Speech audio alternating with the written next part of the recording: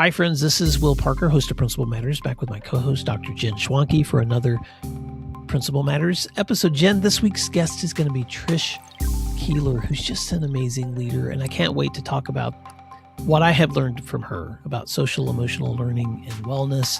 But before we do that, we like to start our episodes with a Q&A, and our sponsor, Summer Pops Workbooks, is back. They are supporting this week's question of the week. Summer Pops Math Workbooks are for schools where principals want students practicing math over the summer, because when you practice math over the summer, math scores go up. So principals, now's the time to start thinking about your summer plan for math. Not in the summer, but now.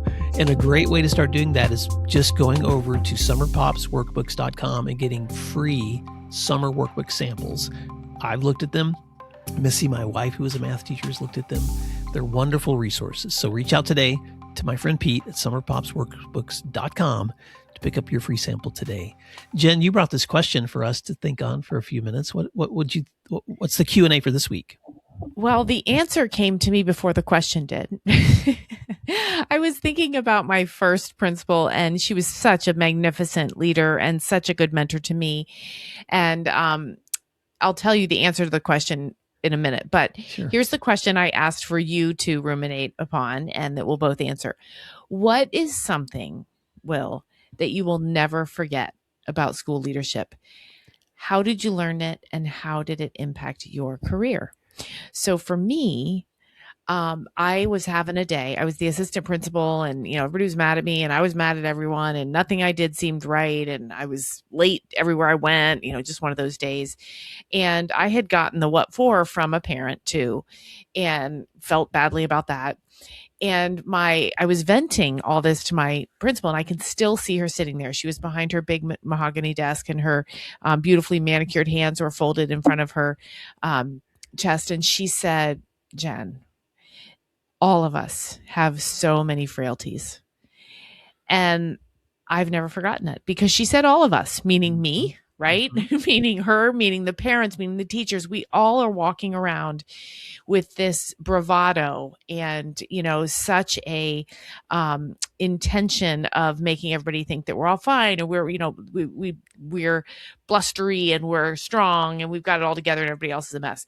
But we all are walking around nursing some frail parts of us. Yeah. And I've never forgotten that, because it helps me remember, it's a cliche to say everybody's human, but it helps to think there are frail parts to all of us, easily broken. And I've never forgotten it. And it has made me, I believe, a better leader, because I'm always remembering those frail parts. Oh, that's such a great lesson. I'm going to tell something that would probably not be something I would say in a job interview. And it's not something I'm proud of either, but I'm just going to be vulnerable. That young Will Parker, assistant principal, I remember a student discipline situation that got pretty heated. The discipline decision the parents did not agree with, and had set up a meeting to come see me, a dad. And we got heated with each other. And I thought, in my young wisdom, matching his tone with my tone would be the more productive thing to do. And I remember getting heated enough, I used profanity.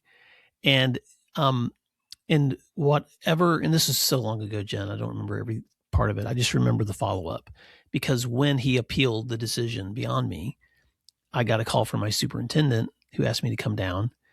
And when I shut the door, he just asked me straight up, "Will, when you had this conversation, I just need to know on the front end, did you use profanity?" And I was like, "Yes, I did. And here's the context." And he just said very calmly, but very firmly, "That's unacceptable. Never do that again." And I remember at that moment just realizing, number one, I've been checked. Number two, nothing I say will ever go not repeated. Everything you say is going to be repeated. And three, that was so foolish for me to think that I was going to match tone to tone and reach some kind of solution. And Jen, sometimes it's those moments that teach you the most, because moving forward, all of those things I just said were now nuances that I recognized that I had to set a better tone. I had to model the kind of respect and rapport that I wanted to see in those conversations. And I needed to make sure whatever got repeated after that conversation was something I'd be really proud of for others to hear. And so I'm also really grateful that I had a leader who checked me without dismissing me, because it still tried to support me. But I that's something I've never forgotten. It's just one of those early lessons learned.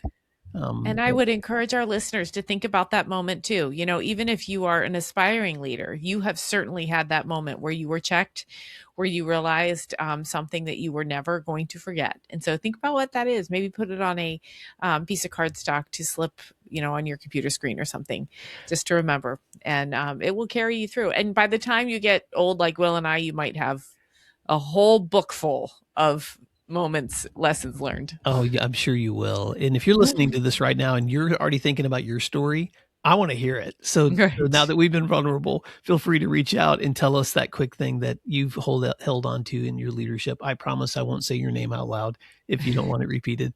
But Jen, if people want to reach out to you and me, how can they find you and your great resources? Absolutely. Find me at jenschwanke.com, and there's a link to subscribe to my newsletter there.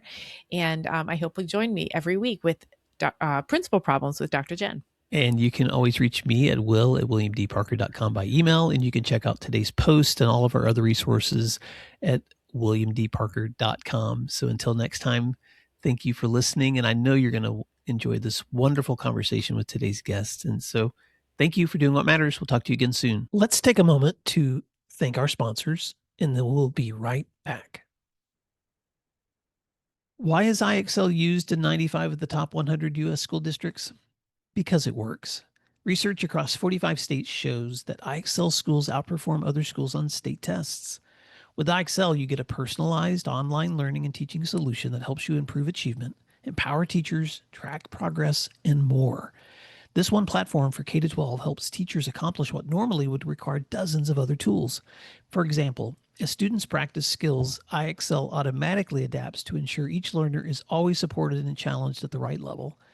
IXL also provides every student with a personalized learning plan to help them close knowledge gaps effectively. One of my favorite things about IXL is their personalized test prep tool. For exams like the SAT and ACT, IXL will analyze a student's most recent score and generate a custom list of skills to help them boost their scores. If you want to take the load off your teachers so they can do their best work, IXL can help. Learn more at IXL.com/PM. You're listening to Principal Matters, the School Leaders Podcast. Hi, friends. This is Will Parker, host of Principal Matters, the School Leaders Podcast, where each week we bring you inspiring, innovative, and imaginative ideas for your own school leadership. This week, we're talking to my special guest, Trish Keiller, about brain-body literacy. Trish Keiller is an emotional intelligence trainer, SEL coach, and founder of Roots Education. With more than 20 years in education and a dual master's degree, her career spans middle school teaching to pioneering wellness practices for schools. She's the creator of Brain-Body Literacy, a framework that integrates mindfulness, neuroscience, yoga, nutrition, and leadership to help educators and students thrive. Drawing on her background as an educator and holistic health practitioner, she equips schools with practical tools for managing stress, building resilience, and fostering authentic connection. And through her training and coaching, she empowers educators to transform school culture, showing that well-being is not an add-on, but the foundation for achievement and joy. Trish Keiller, welcome to Principal Matters Podcast. Why don't you fill in the gaps on that intro and tell listeners something else they may be surprised to know about you? Great. Thank you. First, thank you so much for having me. What a great pleasure having talked to you. I think it was in the spring and having an opportunity to reconnect. So thank you for that and for your voice in the space in education. Maybe one of the gaps, sort of, I'm one of the transplant stories, sort of the Hollywood story that I left Connecticut for a few months after 10 years of teaching in the classroom to come out to Los Angeles and do some training. And 19 years later, I'm now an Angelina.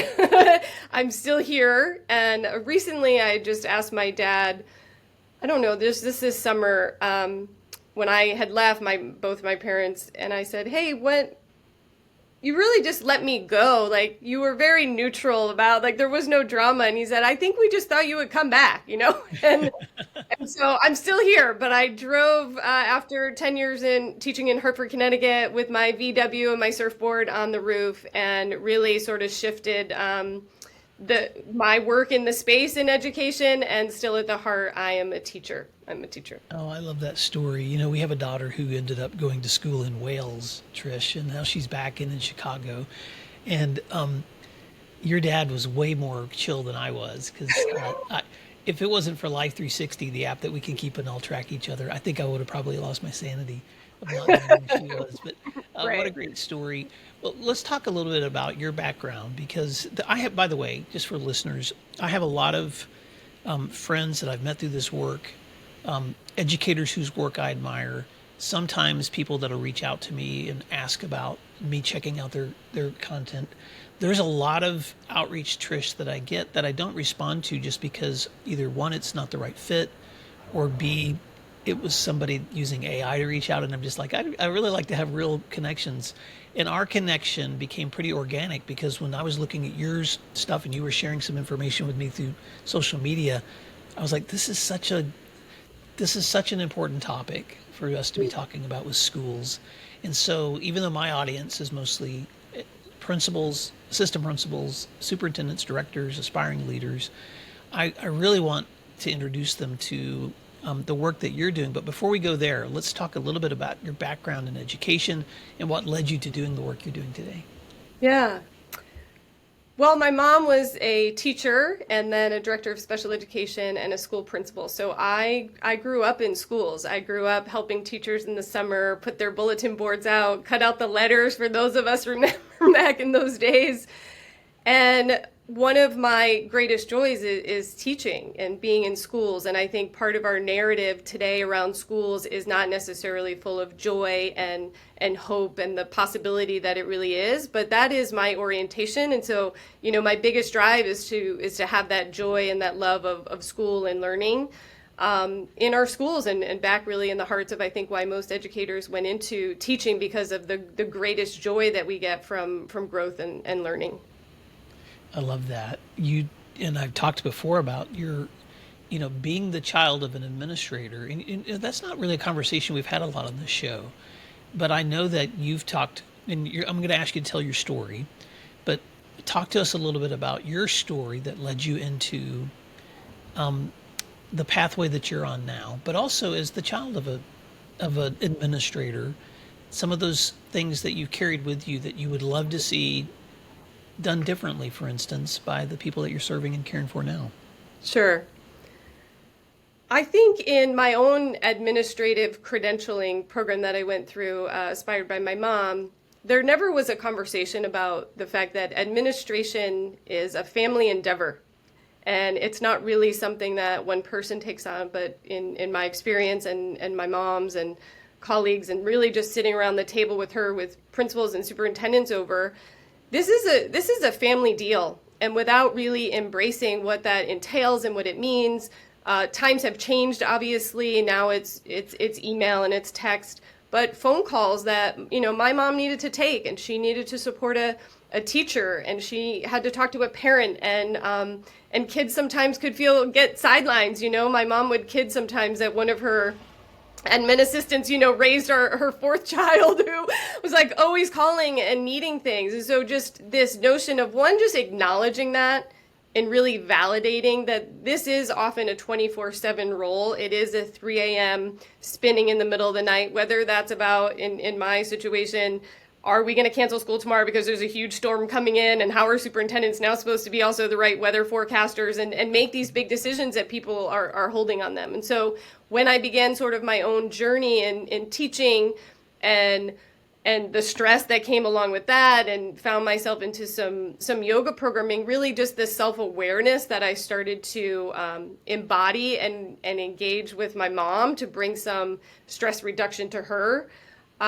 Because at that time there wasn't as many tools. And so basically on this journey really of the bridge was that there are a lot of tools and practices and ways of engaging that can support the both and. So we can lead what I think is really sort of divine calling, if that is your task, to lead these organizations and schools and communities with so much at stake.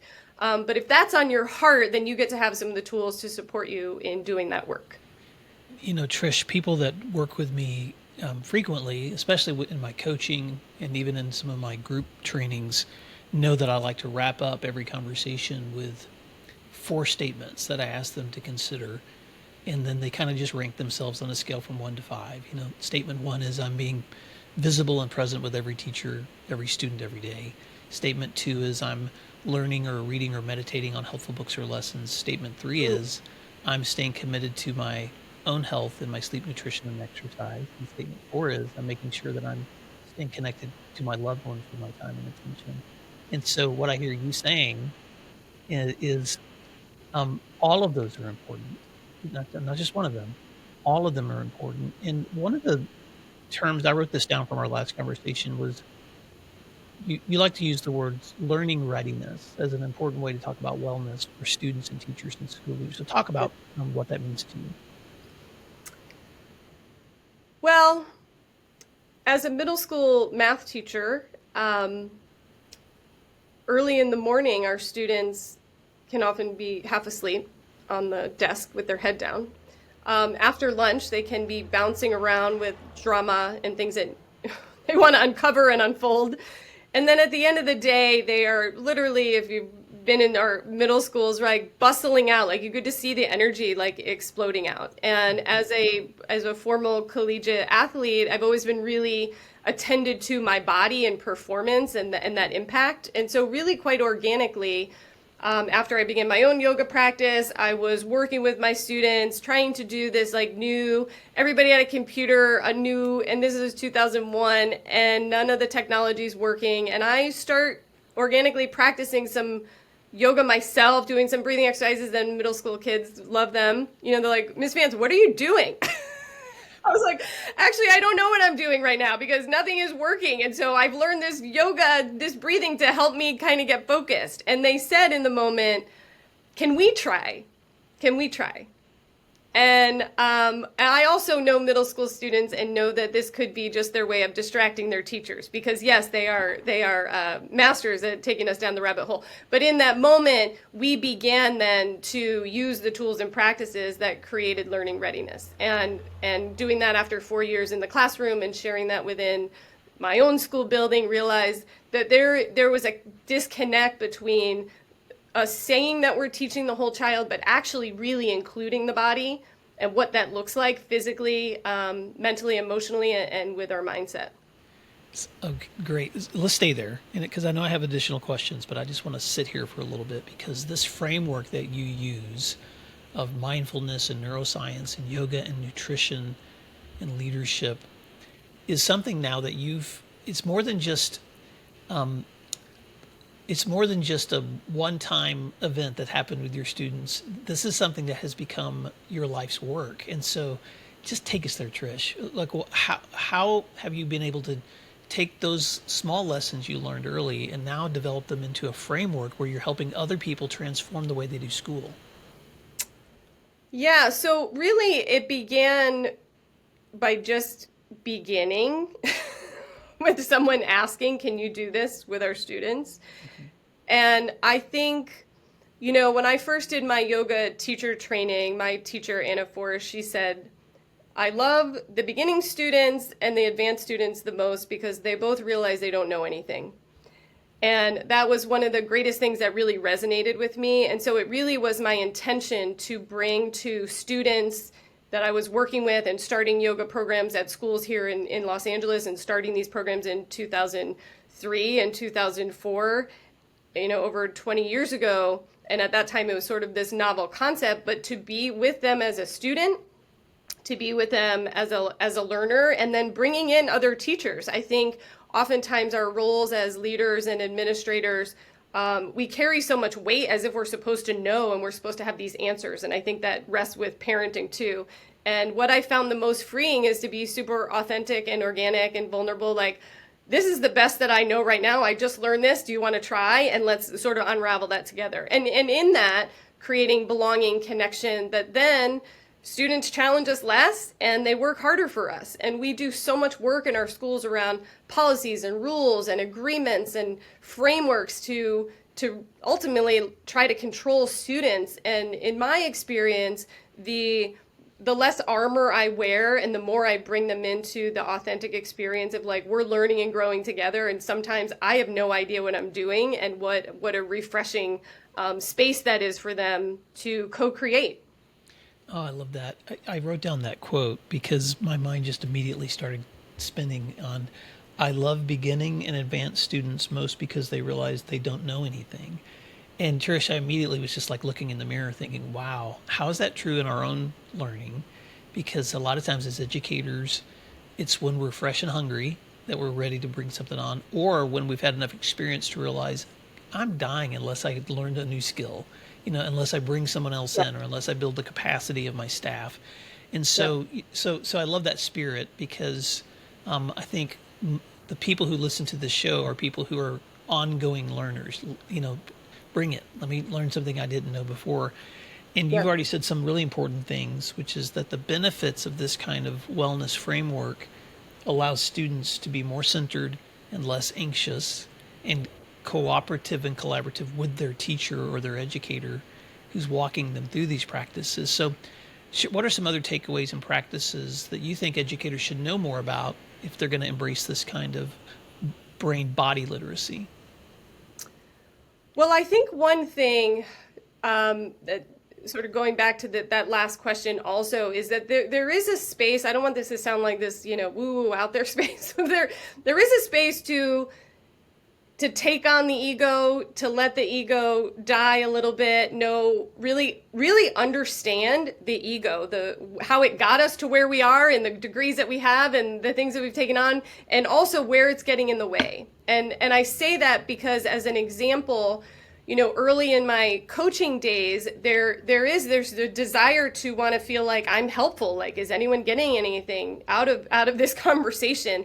And what I really, over the years, learned was that it wasn't about something that I was sharing, but it really was this co-creative process. And that by us having a conversation, something new birthed in that space that leaders could then run with. So it wasn't that I could come in and say, hey, here's what you should do. I don't know what you should do, but here's a place that there's a different model that we could look at for learning. And what is that birth? And when I was able to really rest back and let the ego sort of sit okay, that there wasn't something I was necessarily bringing, but together there was something that we were co-creating that wouldn't have birthed in the same place. That for me has opened up world. And so as leaders doing that exploratory work that's not always happening in our classrooms, that we're supposed to have answers. And there's so much ambiguity that it's creating a little bit more stress. But when we open that floodgate up and we have new frameworks to understand how we learn, I think there's great freedom there, and more importantly, great innovation that the time is really calling for. Well, what I love about that response, Trish, is that's spoken like a great teacher, because not for a second have you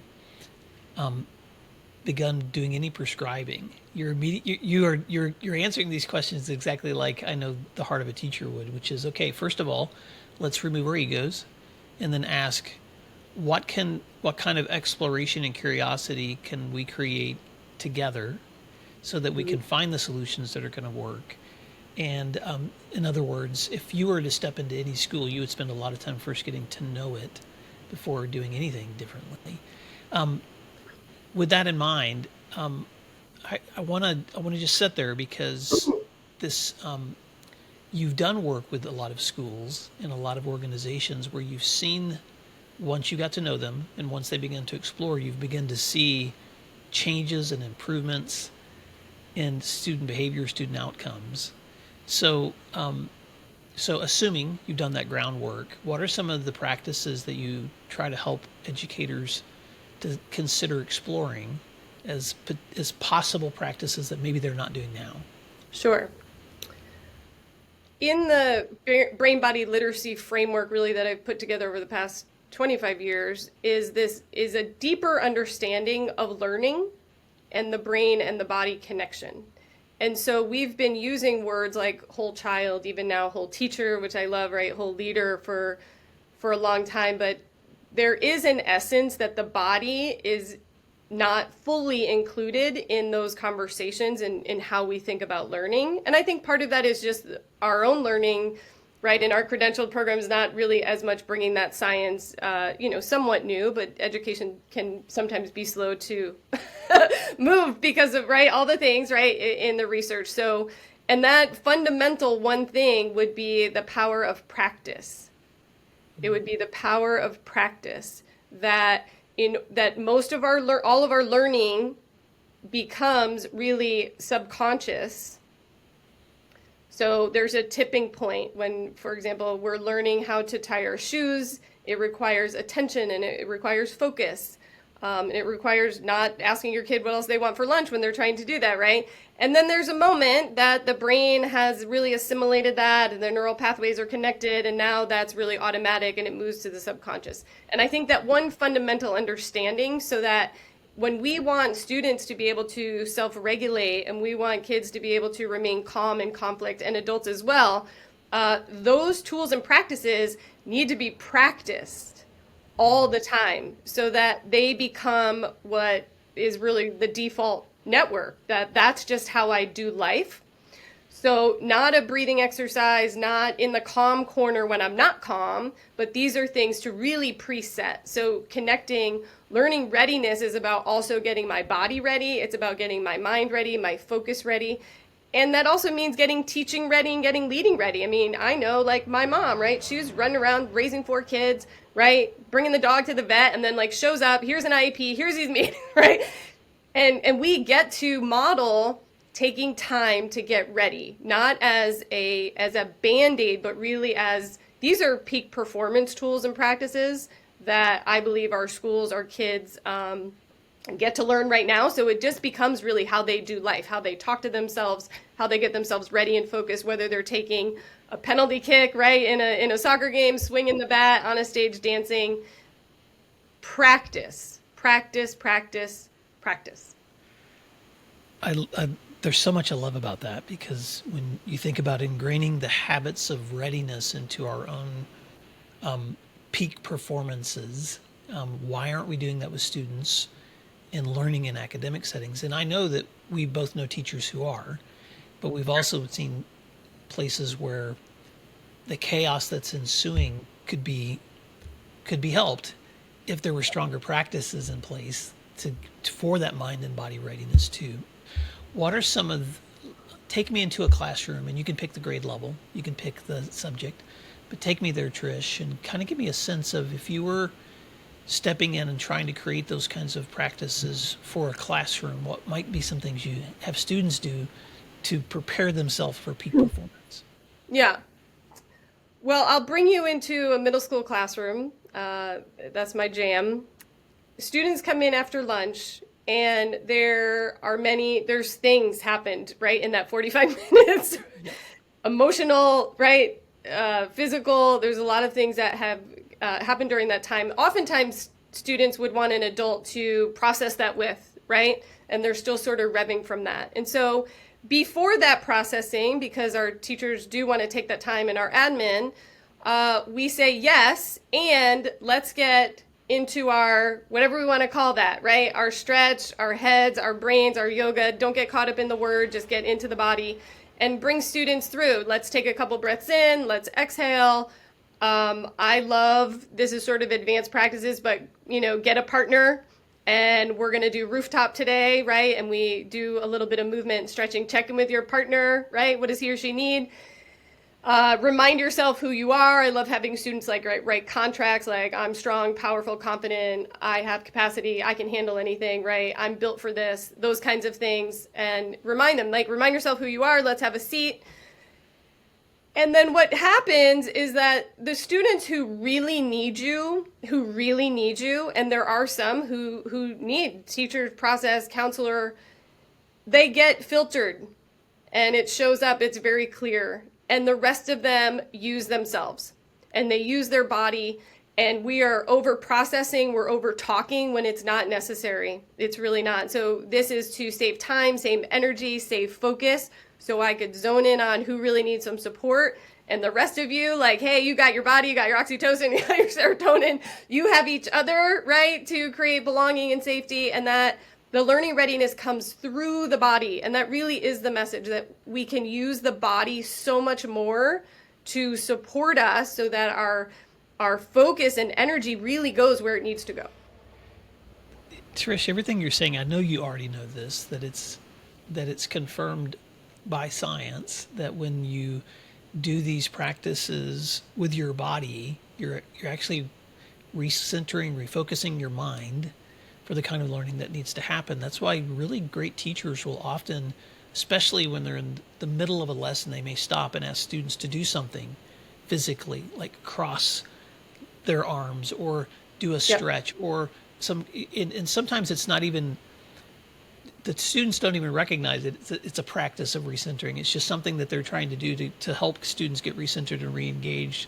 And I love it that you did it right after lunch, because when people are digesting their food and getting sleepy and all those things too, then sometimes let's get out of our seats. Let's do this kind of activity. But you're also asking students to do that with their own thinking. Let's do those reminders of who we are, why we're here, what our goals are. All of this I know you set up as practices that lead us to deep work. And why is that word? Why are those words important to you? That educators understand the importance of deep work.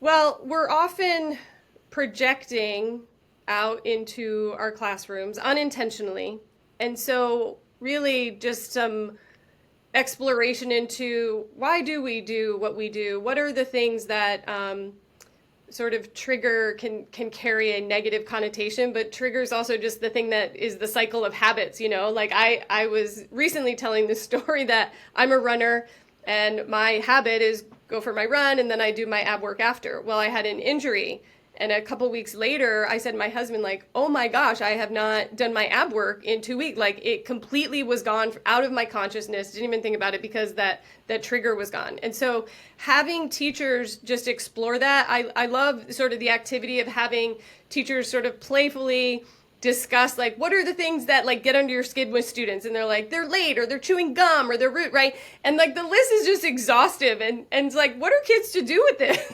information? And so to create lightness, playfulness, joy, shame does not support the work that we're up to. And too often I think that the work of, self-development or emotional intelligence can feel like I'm not doing it well enough or good enough. And that is completely the opposite of the intention, but it's really to free us up to kind of laugh at our human tendencies to think that, that we know something, right, that other people don't know, and to make it lighter so that there is more ease and joy in the process. So I want to ask you a follow-up question, because this is something that I think came up when we were speaking a few months ago about the significance of self-forgiveness and self-compassion. And I want you to speak to that, not just from the perspective of how to teach students that significance, but also for us as educators. Talk about that for a little bit. Yeah.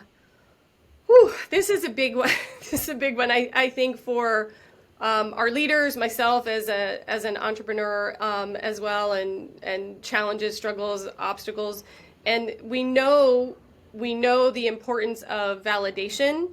We know the importance of acknowledgement. And when you're running a building, there's not necessarily a lot of people who see what you're going through, who know how many phone calls you're managing at night or how many emails, and you're always sort of outwardly focused. And sometimes that acknowledgement, even your superintendent with greatest tendencies just doesn't know. And as leaders, we tend to keep things tight as well. So you get to coach yourself. And what that looks like is acknowledging what I'm holding and telling yourself, this is big. This is big. I've got teachers out with spouses who are in the hospital, who kids are sick, who are, I'm empty nesting. There's a lot that our teachers are managing. And for leaders to tell themselves, this is a lot, there's space for this, and I can hold this capacity. So the framework that I teach is called the love framework, which is to notice, when I say like bring the body into the schools, it's really noticing the sensation and helping to just be with sensation. I really didn't learn that until I started to practice yoga. And I would just go for a run. If there was a breakdown, a stress, I would just go for a run. I had no other tools really. So when I say that for leaders, notice the heart beating, the tingling, the red face, the sped upness that keeps you up at night, and just ride the wave of the sensation. To lean in, that's the L. The O is to observe, like, where is it manifesting? You feel it heavy in your heart, just bringing awareness, attention there. The V is then validating. This is a huge emotion. It gets to have space. You don't necessarily need to talk to somebody about it. Maybe you do, but you can hold this. And then the E is really just to embrace that. And this practice, I know for me, it's amazing how much we can actually support ourselves. And that is not to say that we do this alone, because I think I love this notion of if you feel lonely in leadership, you're doing it wrong, right? I really love that system and that frame. But that when it's 3 a.m., I get to acknowledge like how big this is, and that, yes, it's okay. And by breathing and by shifting, I will say with that framework, one of the biggest things I teach is that every single day, how do you make yourself really small? Whether that's, universe, framework, earth, but like to envision this one person that you are on this huge planet with these billions of people. And just that essence of how we orient our minds to space decreases really the cortisol that we can feel from the heaviness of holding that community, and that notion of making ourselves small really supports the physical nature of the stress experience. Wow, Trish. Okay, so Principle Matters listeners know I love to pause and summarize, and that love framework can be so powerful. So let me see if I can repeat this correctly. But one, the lean in is that first, just being aware of that moment that you're in and just acknowledging it for what it is. And that the observing then is taking a step back from yourself and paying attention to all your 5 senses or 6 senses, and just being able to observe, okay, this is what's going on. This is why my heart's racing, and this is why this situation's happening. Validating is, I'm going to say, probably call it what it is. Like, there's a reason I feel anxious, because this is the situation that we're managing at this moment. But the embracing part, for me, it's all about clarity.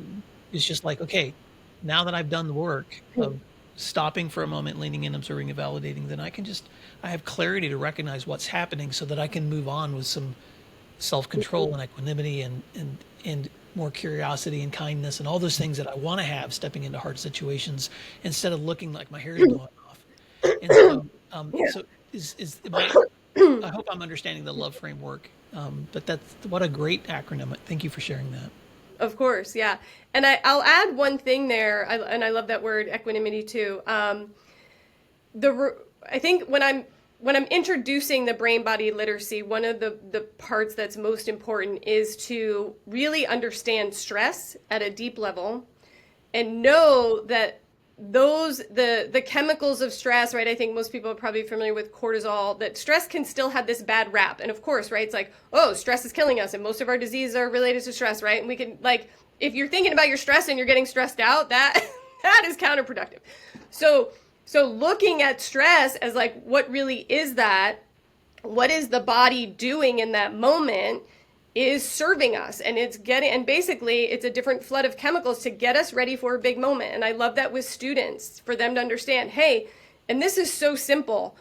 We're getting ready for presentations. Hey, everybody, check in with your body right now, right? Your heart probably should be beating a little bit faster, right? You might be feeling a little bit shaky.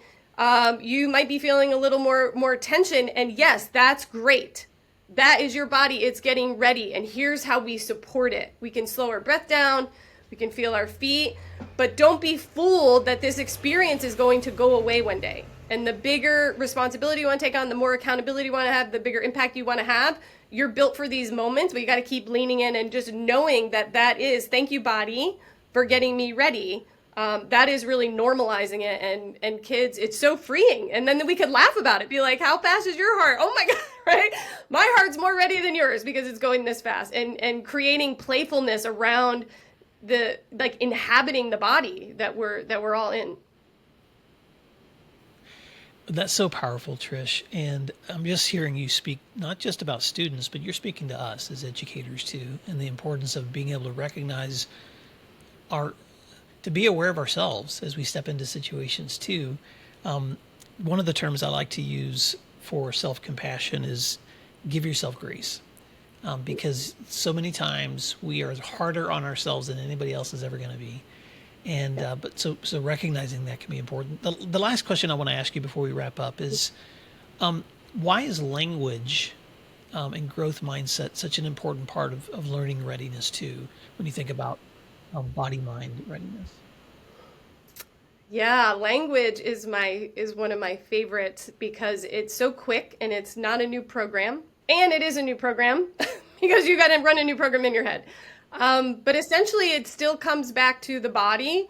It still comes back to the chemicals. So, for example, the way that I think I'll just throw this sort of the reticular activating system at our leaders, like when we really get that, it determines our focus, right? So many things coming in at the same time, we can only absorb so much. Some scientists would say that's 126 bits, but that's just in the details. But our words then create an image and then we react to that. So for example, when we say things like, I have to do something, little kids get that. What does that feel like? Like, just tune into your body. What does it feel like? It feels yucky. Little kids will say, right? It feels like control. It feels heavy. It feels burdensome. Yes. And so we sort of have this image of that, and then we create that, and it feels worse. So there's not a lot. So there could be more cortisol running. So it's like, I have to get through these reports. I have to prepare for the board meeting, right? Whatever sort of our role is. When we do little shifts, what's the energy of I get to? What does get to feel like inside of you? Crawl inside. What does it feel like? Privilege, opportunity, joy, right? Okay, so what's happened? Now there's like more oxytocin flowing in there. There's more serotonin. You feel different, so you make a different choice. Choose to is a great word. Like, I'm choosing to prepare this because I want to honor my word. And I know that my word matters in my confidence more than anything else. Nobody else is going to be looking for it, but I said I was going to do it, so I'm going to do it because I know, right? So choosing. So playing with our language, our words, when schools really align here, then it really does become the default mode. And that's just how kids speak. And it really opens up. And I know we're wrapping up. I want to share this one quick real story because I learned this so many years ago when I was teaching in Hartford, 2002, the sixth grade team and the other sixth grade team, we were noticing students. We often asked them to work together in peers, and there'd be scuffle, or I don't want to work with him, I don't work with that, right? And it would become a thing. And we were really brainstorming. We decided, let's use the word colleague. Let's use the word colleague, and let's teach them about colleagues and like, what do we do? And we're here to work together, right? So we do this, and on every paper, right, like we just really worked together as a team. We had the word colleague, and students just knew, and we did like the time for all the things, right, that you can do to create that. That became their language. Like, hey, can we work with a colleague on this? The image, right, you can almost picture that we have for colleague entails something different than your peer or your friend. Great, awesome. The kids go to 7th grade, and the first day of school, they're literally like 6th grade's on one floor, 7th grade upstairs, create some divide. The 7th grade teachers come down, like 3 of them, and they're looking at us 10 6th grade teachers. They're like, what's with the colleague, you guys? And we're like, what? And they're like, all the kids today, the first day of school, they're like, hey, can we do this with a colleague? And that was talk about an aha moment of like, we created a new language for them. They take that with them. That's the new wire, and that's what they will take. So our focus on our language is lifelong lasting, and there's such great opportunity there to really play and to get aligned, and it's super fun. And I still have principals this day. Like, he'll call me, Jason in Connecticut, and he'll say, I know, Trish, I know, we still laugh that we get to do all these lunch duties, and so we play and we keep it light, but it is a reminder because we do forget how privileged we are to get to do laundry, to get to drive our kids around, right, to soccer practice. And it's not until moments of tragedy that we remember. What I love about language is, thank you for saying that. What I love about language is how quickly you can reorient a situation. And I love how connected it is to that whole because what you're doing is modeling growth mindset too. So the difference between have to versus get to, you automatically feel a different emotion. It's the same thing with the way we speak to students. Instead of be quiet, stop interrupting, how much more powerful is it to let's focus, take a deep breath, pay attention?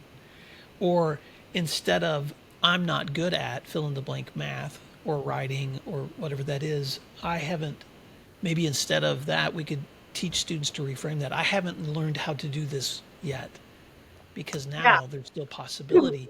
And so it's not like we're not trying to play tricks, but what we're trying to do is use every moment. So I'm just going to do a quick summary, Trish, for things that listeners can put in their thinkers. Every great classroom has procedures that anticipate the body and the mind of the student that's walking in, the brain and the body.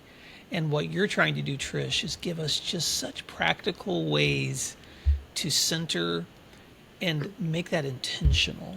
So I want leaders to be able to know how they can connect with your work, because there's somebody listening right now that's like, oh, I want more of this, Trish. So how can they find you? And any parting words that you want to leave with our listeners today? Great. And before I say that, I want to add real quick that the get to, I also want to presence that's not just pushing yourself into things. I get to stop. I get to take a bath, right? I'm choosing to turn my phone off. So this is not about sort of that masculine sort of push energy of just get to the goal. It's also nourishment and supportive. So just to make sure that didn't get confused there. How you can get in touch with me. I do some work on LinkedIn, so you can check me out on LinkedIn. Also, my website is roots-education.com. And my parting words, I for me, it's just always like, stop trying to prove yourself. Stop trying to prove yourself. You've done all the things. Keep leaning in, keep growing, be authentic, have fun. Let there be light and laughter. I mean, I do work with principals where I have them really share with each other that they're going to use for the year of like, if you weren't in this role, what's the thing like that when you were like 20 years old, you thought like you were going to do? You know, my girlfriend and I, when she texts me and says, I knew I should have been a coffee barista. Like, I know what kind of day it was. We can keep it light. She doesn't have to load all the things. She just says that. And I'm like, I got you, sister. Right. So keeping it light, keeping it playful. I learned a lot of that from Beth Hoff, who was a principal of the year, who I got to interview a few years ago, and just really the importance of laughter and light in the heaviness that you carry. And thank you, everyone, for your service for our communities.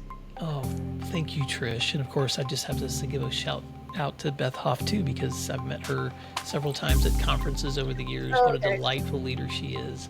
So and amazing. So Principal Matters, check her out too. But I want you to find Trish at roots-education.com. You can also check out her work on LinkedIn by finding her name, Trish Keiller. We'll put all that in the show notes. But Trish, thank you so much for the opportunity to learn together. And Principal Matters listeners, thank you for doing what matters. We'll talk to you soon. Thank you for listening to today's episode of Principal Matters, the School Leaders Podcast. If you enjoyed the show, would you take a moment and like, share, subscribe, or leave us a review? In fact, if you share it out with a friend, even more people can become a part of these conversations. Sign up for our newsletter at williamdparker.com for even more free resources. And don't forget to check out our website to learn more about our books, professional development offerings, Grow Academies, masterminds, executive coaching, and keynote presentations. Wow, let's keep learning together. And thank you for doing what matters. Principal Matters.